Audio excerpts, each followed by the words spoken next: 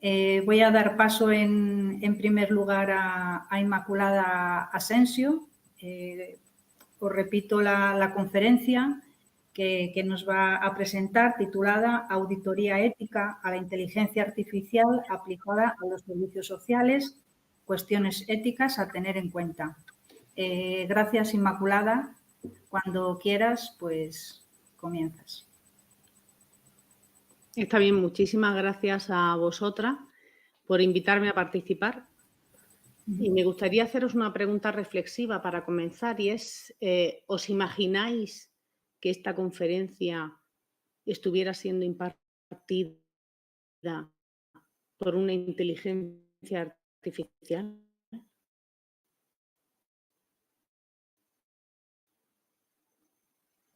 Que no soy yo de carne y hueso, un cuerpo, sino que fuese una inteligencia artificial. Esto estaría lleno de riesgos, completamente, y es lo que vamos a ver justamente esta tarde. Estuve viendo la semana pasada las conferencias tanto de Bellón como de Nerea, extraordinarias las dos, y ya ellos fueron aventurando en sus exposiciones algunos de los riesgos que están presentes en la aplicación de estas nuevas tecnologías. Es cierto que, como bien decía John, lo que es futuro, lo que parece que es futuro es presente, porque esto ha llegado, la inteligencia artificial, el Internet de las cosas ha llegado y ha llegado para quedarse. Esto es una realidad. Tiene muchos beneficios. Yo utilizo ChatGPT Plus. Tiene muchísimos beneficios, pero también es verdad que tiene riesgos y como dice, como bien dice la directora de la sección de bioética y ética de la ciencia de la UNESCO, Daphna Feinholz, las tecnologías que están emergiendo no tienen un valor neutral y deben estar firmemente basadas en valores éticos comunes y, por supuesto, en el marco internacional de los derechos humanos, porque estamos en un momento de la historia de la humanidad en el que estas inteligencias están irrumpiendo antropológicamente en nuestra sociedad. No solo vamos a convivir con ellas, nos vamos a comunicar con ellas, vamos a pedirle orientación, consejo. En teoría están a nuestro servicio, al servicio de la humanidad, pero tenemos que tener mucho cuidado para que no cambien las tornas en su uso, porque también detrás de estas tecnologías muchas veces hay otros intereses, quizá un poco más espurios, y no es solo la ayuda. Hay grandes corporaciones, grandes empresas que son propietarias de estas tecnologías. Entonces, la ética nos impele a hacer explícitos esos valores y nos impele a tomar reservas, precauciones, al menos a conocer esa otra parte que viene con todos estos beneficios, con todo este avance, con todo este futuro que imaginábamos. Yo recuerdo cuando éramos pequeños viendo películas tan míticas como ET, por ejemplo, ¿no? Y veíamos como un futuro. Pues esto ha llegado y el avance está siendo tremendo. Entonces, yo, como bien comentaban pues las organizadoras de esta actividad, soy trabajadora social, estoy realizando la tesis doctoral en auditoría ética aplicada al trabajo social. Estoy pilotando una herramienta de auditoría ética diseñada por un autor norteamericano llamado Frederick Rimmer, y la voy a pilotar, la he adaptado al contexto de los servicios sociales de Andalucía y la voy a aplicar en un centro de servicios sociales comunitarios. Sin embargo, hace unos meses me pidieron que colaborara o que me pronunciara sobre un proyecto de cuidado domiciliario, sobre el que está trabajando la Junta de Andalucía en colaboración con la Universidad de Málaga, un proyecto denominado Vivir en Casa para personas con discapacidad. Me pidieron que participaran en un dictamen ético sobre este proyecto y esto me hizo ponerme muchísimo las pilas sobre esta cuestión. Entonces, yo he recogido como 15 áreas de riesgo ético que se centran en los riesgos, lógicamente, y en los problemas que pueden suceder si no se hace un buen uso de estas nuevas tecnologías que están a nuestro servicio. Entonces, voy a comenzar con el primero de ellos, y es la protección de los derechos de las personas usuarias de estas tecnologías. Sobre esto habló un poquito también Nerea en su intervención.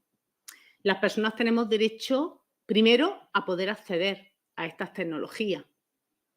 que no haya brechas, igual que hay brechas digitales para el acceso a equipo informático, al Internet, que no haya brechas igualmente para acceder a estas tecnologías que vienen a proporcionarnos un servicio, a mejorar nuestra calidad de vida aplicadas al ámbito de lo social. También tenemos derecho a aceptar los servicios, para lo cual debemos conocer la implicación que tiene aceptar el uso de estas tecnologías. Debemos ser conocedores de esos riesgos que tiene su uso. Bien, también tenemos derecho a renunciar, a rechazar estos servicios y a conocer muy bien las implicaciones de estas renuncias, de estos rechazos. Y también tenemos derecho a quejarnos y que esas quejas sean bien canalizadas y bien encauzadas y no como comentaba nuestra compañera Nerea en la primera parte de esta jornada, esas personas que quieren establecer un sistema de queja, una queja frente a un servicio proporcionado por estas tecnologías y que no tenga la manera de dirigirse a nadie para que le recoja esta queja y para que haga algo con ella, por supuesto. Ya lo estamos viviendo con estos servicios de telefonía móvil que te atienden personas teleoperadoras en cualquier parte del planeta y estás desesperado intentando que alguien te resuelva una avería, un problema o un error en la factura y no encuentras respuesta. Pues esto es lo que nos podemos encontrar. Si no interaccionamos con un ser humano, sino con un robot, con una máquina, ¿qué puede pasar con todas estas cuestiones? Cuando veamos lesionados nuestros derechos o, por ejemplo, seamos víctimas de un sesgo discriminatorio y veamos que nos excluyen de una determinada ayuda o solicitud X planteada, por ejemplo, ante una administración pública, se nos niegue el acceso y nosotros no podamos entender el porqué. A lo mejor ni siquiera llegamos a enterarnos de este porqué o a lo mejor si pedimos esta aclaración no nos llega o no nos llega a tiempo. ¿Qué va a pasar con todo eso? Bien, esto es un riesgo y ha pasado además con el programa, con la inteligencia, el robot, Bosco, bien, que tiene el gobierno de España y este robot, según la información que yo he obtenido revisando documentación, bien, pues tenía un sesgo, la información que tenía introducida, ¿no?, en el código, tenía un sesgo discriminatorio hacia las personas viudas. Entonces se excluía para el bono social térmico a las personas que estaban en situación de viudedad, un sesgo, un error del programa. Entonces, ¿qué pasa con esos errores? ¿Cómo se subsanan esos errores? ¿A quién se dirige una persona? ¿Va a haber un organismo para comunicarse en caso de que haya un problema relacionado con la aplicación de la inteligencia artificial? ¿Quién se va a hacer responsable de eso? ¿Voy a tener que discutir con un robot si hay un problema o si me excluyen o si me dejan fuera? ¿Ante quién me quejo? Esto es un riesgo ético muy importante y hay que atenderlo antes de que lleguen los problemas. Entonces, garantizar que las personas, si se aplican estas inteligencias, puedan seguir desarrollando su vida con autonomía y según sus preferencias, deseos e intereses. Luego, el segundo riesgo ético, y no por ello menos importante, es el relativo a la confidencialidad y la privacidad. Además, yo diría que es el riesgo ético por excelencia en el ámbito de los servicios sociales y también en el ámbito de aplicación de las inteligencias artificiales, como es este caso. Estamos en una era de supremacía tecnológica, dice el filósofo Thomas Metzinger, que más es experto en inteligencia artificial. La inteligencia artificial necesita datos, necesita información y hay veces que trabajan con grandes fuentes de información de datos reales, por ejemplo, para analizar la predicción o predictibilidad de que se pueda producir una situación de riesgo o de maltrato en una familia o de que pueda haber una reincidencia en una persona que ha cometido un determinado delito. Bien, trabaja con grandes volúmenes de datos. ¿Qué pasa con esos datos? ¿Puede haber fugas de información? ¿Puede haber problemas de seguridad relacionados con nuestra información? Por ejemplo, si un robot trabaja en mi casa atendiendo a mi madre para recordarle tomar una determinada medicación, unos determinados parámetros de tipo sanitario, esos datos, ¿cómo se garantiza que esa información vaya a estar salvaguardada? Esto es importante. Además, tú le preguntas a ChatGPT Plus, que es la versión, digamos, que tiene un coste mensual, le preguntas por los riesgos relacionados con la inteligencia artificial, con su aplicación al ámbito del trabajo social y los servicios sociales, y el primer riesgo que te detecta es este, relacionado con la confidencialidad y con la privacidad. Además, no podemos olvidar que detrás de estas inteligencias y grandes corporaciones, grandes empresas, que son las que están investigando, las que están invirtiendo dinero y trabajan con datos, trabajan con nuestros datos y corremos el riesgo las personas de convertirnos en el producto sin saberlo, que es otro riesgo, ser un producto para estas empresas de tecnología. Entonces, a ver qué pasa con esos datos, con esa confidencialidad y con esa privacidad. La tercera cuestión ética que vengo a traer a esta conferencia es la autonomía y el consentimiento informado. Pero creo que el consentimiento informado en este contexto podría ampliarse para considerarse el concepto de consentimiento continuo o consentimiento informado continuo.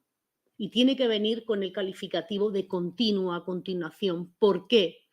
Porque la inteligencia artificial va avanzando constantemente y esto tiene que permitir que haya un diálogo abierto y constante para mantener una comunicación transparente y continua sobre los avances, las actualizaciones significativas que tengan estas aplicaciones, estos programas y qué implicaciones pueden tener para mí. Entonces, poder actualizar ese consentimiento, que se dé una información y una comprensión de las implicaciones de esos cambios y de esas actualizaciones, que las personas consumidoras no se nos engañe, que sepamos a qué nos atenemos y que seamos personas empoderadas frente a estos sistemas de inteligencia que sabemos que son imparables. Luego, la cuarta cuestión ética, y perdonadme que sea tan sistemática en mi intervención, pero es por destacar al menos 15 puntos y dejarlos, ¿no?, para reflexionar sobre ello. Sería todo lo relacionado con la prestación del servicio a través de la inteligencia artificial. Veremos, en la prestación del servicio tenemos que tener siempre en cuenta que la persona, y sobre todo relacionado con el ámbito del trabajo social, los servicios sociales, la salud, me da igual, cualquiera de estos ámbitos que tienen una repercusión tan importante en el bienestar y en la calidad de vida de las personas deben de continuar en el centro de la intervención, en todo momento. No podemos permitirnos que se dé una pérdida de empatía y de comprensión humana, sobre todo en situaciones difíciles. ¿Bien? Hay sutilezas, complejidades que solo se captan con una conversación entre seres humanos sintientes, seres que sienten. Las inteligencias no sienten, simplemente gestionan, establecen conexiones entre datos, pero nada más. Entonces, esa empatía que también la comentaban los compañeros en la anterior jornada, esa empatía genuina, auténtica, visceral, se va entre seres humanos. Bien, entonces, esto es muy importante porque las personas, a los seres humanos nos conducen las emociones y las emociones son propias del ser humano. Bien, entonces esta parte no se puede perder, aunque se aplique la inteligencia artificial. Luego, también es muy importante que si vamos a, y esto lo decía al inicio de mi intervención, el acceso a la inteligencia artificial, el acceso a estos servicios, que no haya una discriminación, que no haya personas que se queden fuera. Si todos convenimos en que usar la inteligencia artificial es positivo, es útil, vamos a democratizar su uso. Vamos a hacerlo accesible a las personas también más vulnerables y que puedan acceder a la ventaja de aplicar estas inteligencias.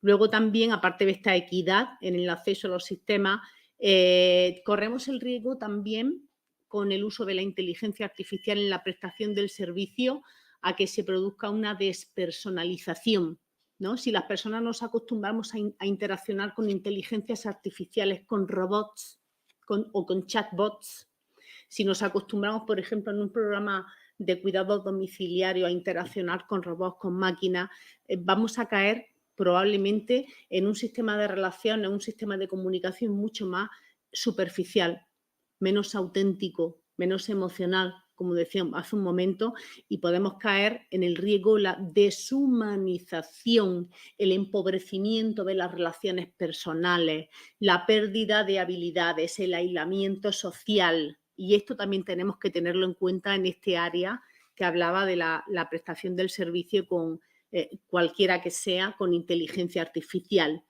Y también corremos el riesgo de caer en situaciones de dependencia. Dependencia, por ejemplo, cognitiva. Es como nos ha pasado con la calculadora, que ahora vamos a sumar 5 más 10 y cogemos la calculadora y vamos corriendo a sumarlo. Y muchas veces lo hemos hablado, fíjate, que no nos paramos ni siquiera a intentar hacer el cálculo, sino que directamente vamos a por la calculadora. Pues con la inteligencia artificial, con los robots, puede pasar esto, que directamente cualquier duda que tengamos, cualquier cosa, no nos molestemos ni siquiera en ejercer nuestra propia inteligencia natural, sino que directamente vayamos a preguntar a los robots, ¿bien? Y esto va a afectarnos cognitivamente, también a la hora de tomar decisiones, que no nos sintamos capaces de tomar una decisión por nosotras mismas y que estemos buscando todo el tiempo las respuestas en la inteligencia artificial o incluso una dependencia emocional, ¿bien? Bien. Luego está también como quinto riesgo en esta escala de riesgos que estoy comentando, la supervisión humana de estas tecnologías. Y esto me sirve igual para los ejemplos que he puesto antes, como con el tema, por ejemplo, como el programa de Bosco, que fue uno de ellos. Hay otros sistemas de inteligencia artificial. Si no se supervisan por persona humana, sobre todo aquellos que toman decisiones, se puede caer en situaciones de grave injusticia social y de grave riesgo y de graves daños incluso. Entonces, esto es muy importante también tenerlo en cuenta, tomarlo en consideración. Bien, esta supervisión humana, que los códigos de la inteligencia artificial sean transparentes y estén disponibles para su uso. Bien, que estén siempre disponibles para su uso, para entender, para poder explicar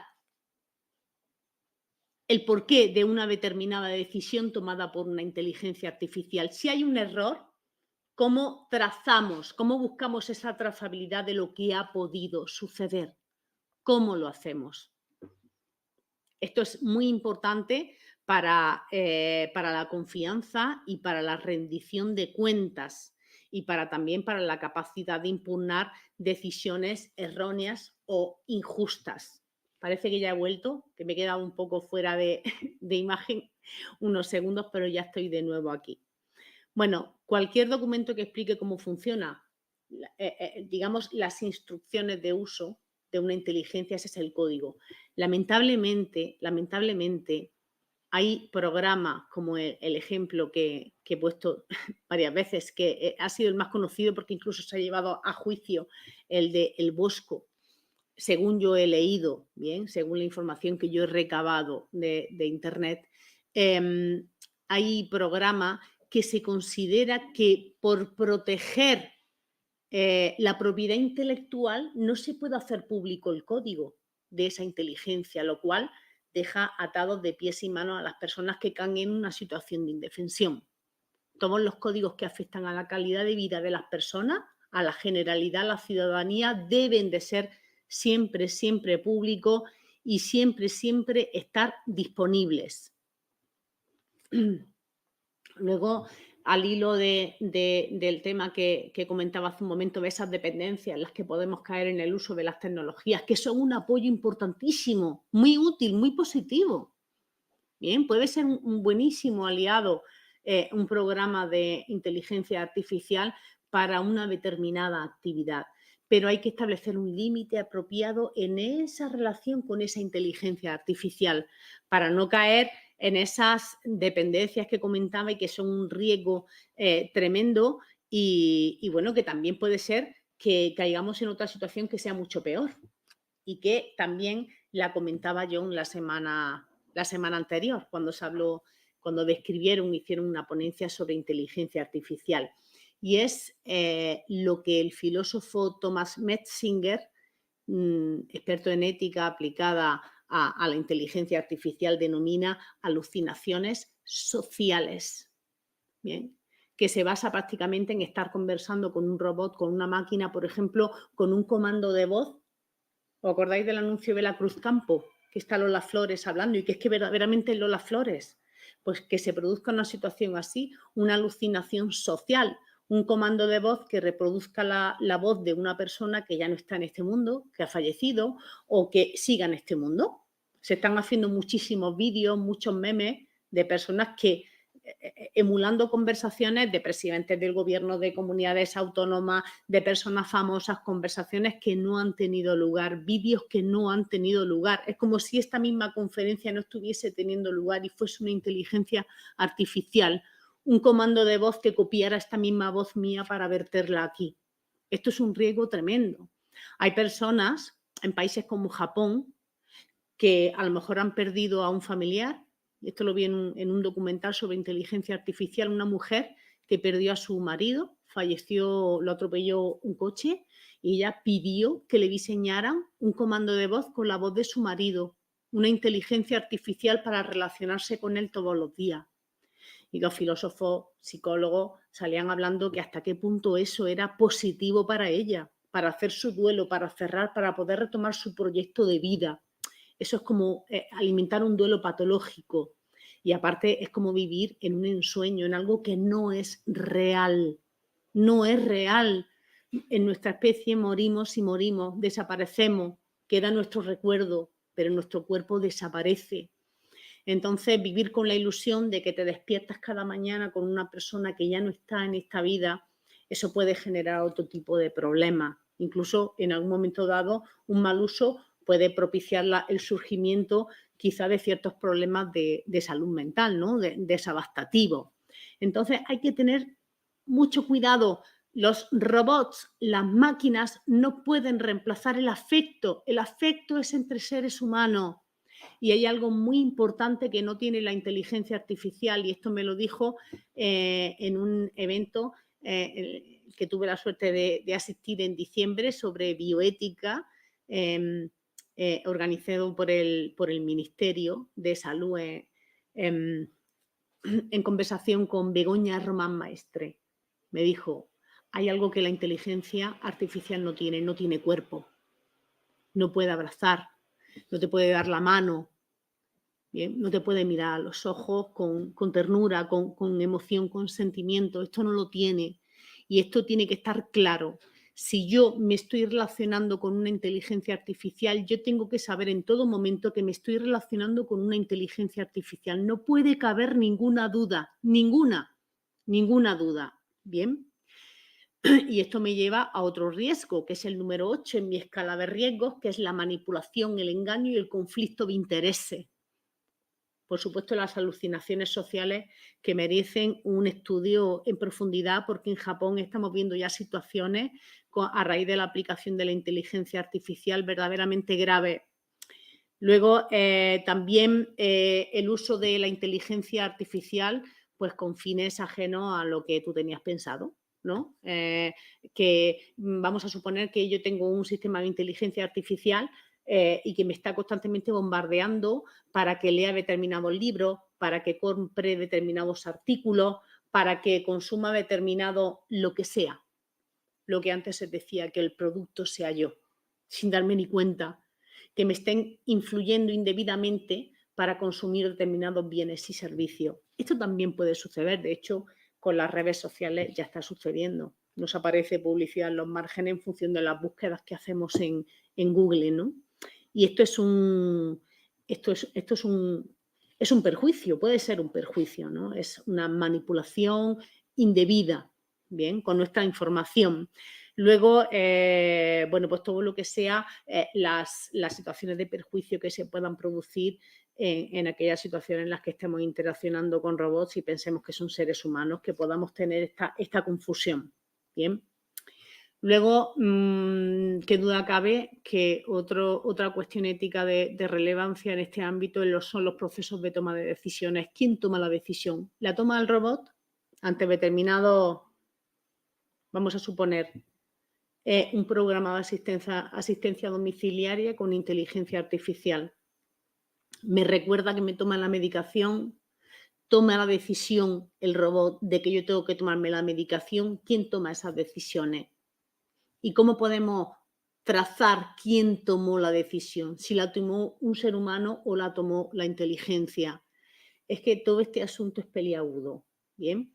Pero las decisiones sobre nuestra propia vida y sobre nuestros cuidados, sobre nuestro proyecto de vida, debemos de tomarlas las personas, no las inteligencias.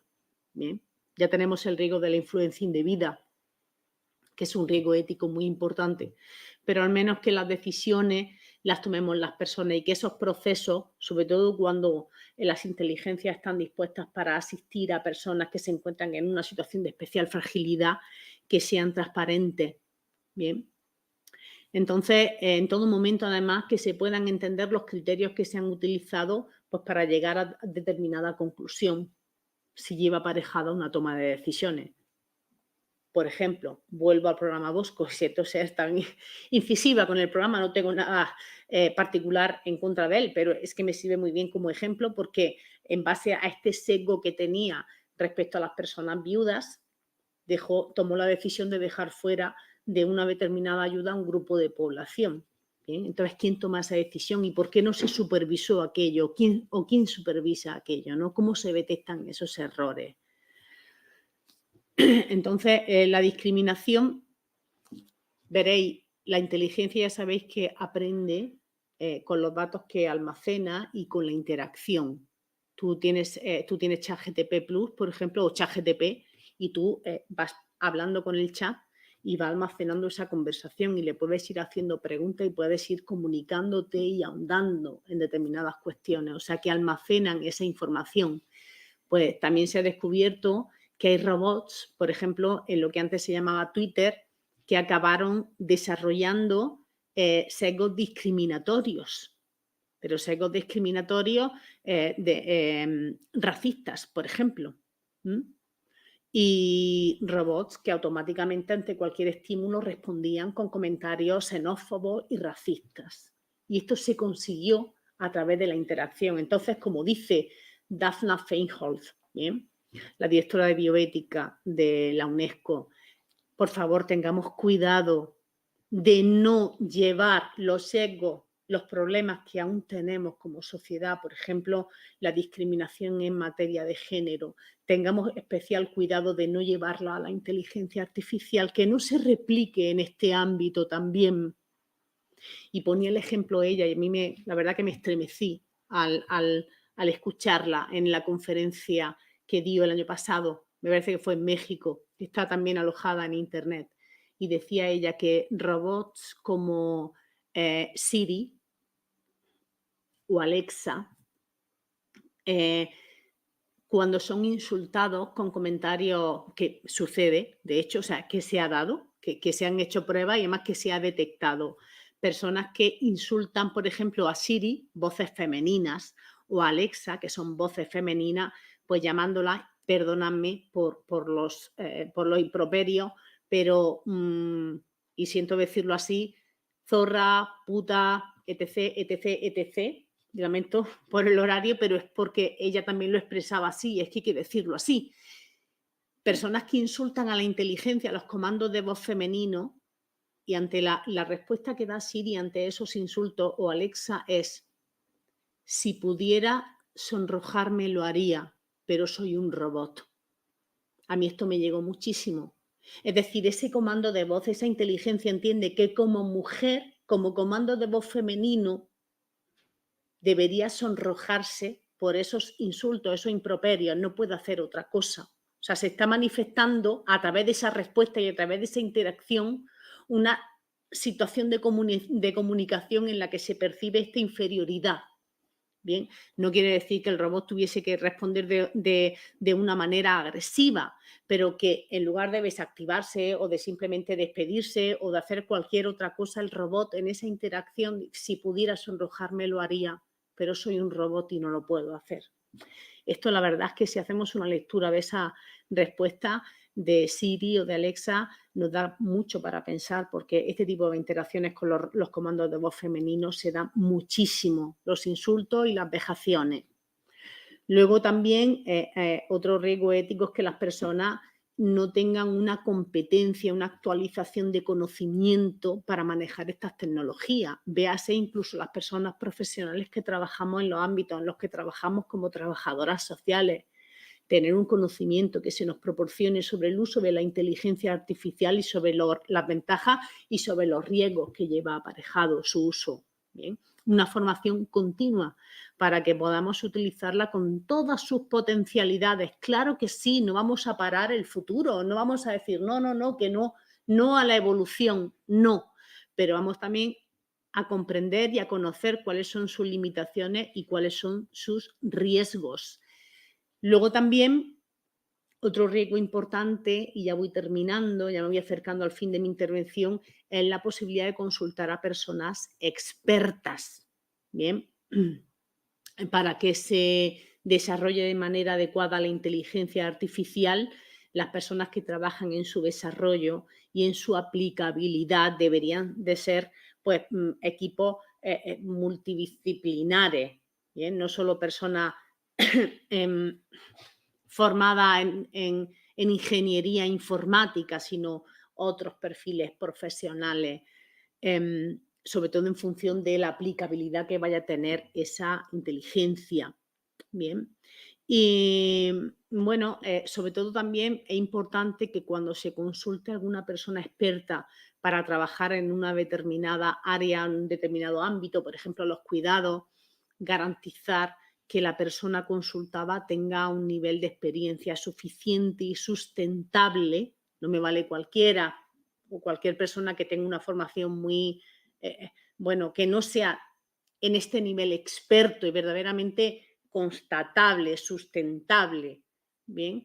Para que colabore, bueno, pues con una visión que verdaderamente proteja los intereses de los seres humanos, ¿bien? Y que ayude con ese cometido en el desarrollo de la inteligencia artificial, porque consultar con una persona que no tenga suficiente experiencia o que no tenga un nivel experto suficiente, pues puede incurrir en consultas de carácter negligente y desde el punto de vista de la ética, y esto no lo digo yo, lo dice María Jesús Uriz Pemán de la Universidad Pública de Navarra, esto puede incurrir en determinados riesgos y negligencias de carácter ético. Bien, luego también otro tema de especial preocupación, sobre todo en todo lo que se refiere al ámbito de los cuidados, de la atención a las personas humanas con estas inteligencias, es la derivación ante situaciones de mayor complejidad. Bien, imaginaos una inteligencia artificial que está pues al servicio de una persona en situación de dependencia leve en su hogar para ayudarla en determinadas cuestiones relacionadas con los cuidados. Incluso hay robots en Japón que ya asisten en residencias de ancianos a los ancianos, incluso en cambios posturales, en cambio de pañal, en alimentación y demás. Imaginad que una persona está asistida por un robot en su casa en tareas sencillas, básicas, como cocinar o apoyar en la administración de medicación, recordarle determinadas cosas que son importantes en su día a día para que las haga ella, pero la persona sufre un empeoramiento y esta inteligencia no está preparada para solicitar una ayuda o para derivar a esa persona hacia un cuidado mucho más específico o mucho más especializado que ya no se le puede brindar en el entorno domiciliario. ¿Quién discrimina esta situación? ¿Se deja en manos de la inteligencia? Imaginaros que yo tuviera una inteligencia en mi casa que me apoyara en determinadas tareas de la vida diaria y yo fuera empeorando. ¿Cómo detecta esa inteligencia que a mí se me debe de derivar a otro servicio más especializado? ¿Quién supervisa todo eso para que yo no caiga en una situación de desprotección? Luego también, y ya sí que voy acabando, la finalización de los servicios con inteligencia artificial. ¿Cómo una persona puede decidir poner fin a un servicio que se brinda con inteligencia artificial? ¿Se van todas las garantías para que yo pueda decir hasta aquí he llegado, no quiero continuar con este servicio? ¿Se me dan las opciones para que yo pueda revocar en un momento dado mi deseo o mi solicitud de ayuda a través de una inteligencia artificial? ¿Cómo lo hago? ¿En qué condiciones? ¿Qué pérdidas? ¿Qué puede significar para mí en mi día a día? Otro aspecto importante es la evaluación, la investigación y la innovación en estas inteligencias. Siempre, además, permaneciendo el enfoque de la ética en ella. ¿Por qué? Porque hay un aspecto muy importante y es que estamos interaccionando, estamos conviviendo inteligencias artificiales con seres humanos, en teoría para nuestro servicio, pero que no, que sea con todas las garantías, que esto no, hay un riesgo a que se dé la vuelta y que incluso la inteligencia se vuelva más inteligente que los seres humanos y que pueda darse una situación de dominación. Y esto no lo digo yo, ni son teorías conspiranoicas, esto está muchísimos autores muy preocupados por lo rápido que está avanzando la inteligencia. Y ya el último indicador o la última cuestión ética es todo lo que tiene que ver con la diversidad, la no discriminación, la equidad y la igualdad de género. La tecnología de la inteligencia artificial debe de promover la inclusión para que todas las personas nos encontremos mejor atendidas y para que no se pierda este concepto de comunidad. Ojo con el aislamiento social porque esto cambie los patrones de comunicación entre las personas humanas y que no se produzcan situaciones de discriminación o incluso con todo este tema que os comentaba de la igualdad de género, ¿no? Con los comandos de voz femenino. Alguien tiene que echar cuentas a estos riesgos, ¿no? Y a esto que la misma Daphne Feinholz apuntaba, ¿no? Los comandos de voz femenino son insultados y son vejados. ¿Y qué respuesta están dando estos comandos de voz ante estas situaciones? Esto hay que pensar mucho sobre ello, merece una enorme reflexión. A ver si vamos a generar entornos de discriminación con las mismas inteligencias artificiales y vamos a arrastrar los mismos problemas que como sociedad seguimos manteniendo. Y bueno, he tenido el encargo, la encomendación de intentar respetar los tiempos. Creo que lo he hecho, creo que lo he conseguido, medio. Así que, bueno, pues muchísimas gracias. Estoy aquí abierta a cualquier pregunta que deseéis hacerme. Y buenas tardes. Bueno, pues muchas gracias, Inmaculada. Efectivamente, sí que has cumplido con los tiempos escrupulosamente, lo cual te agradecemos.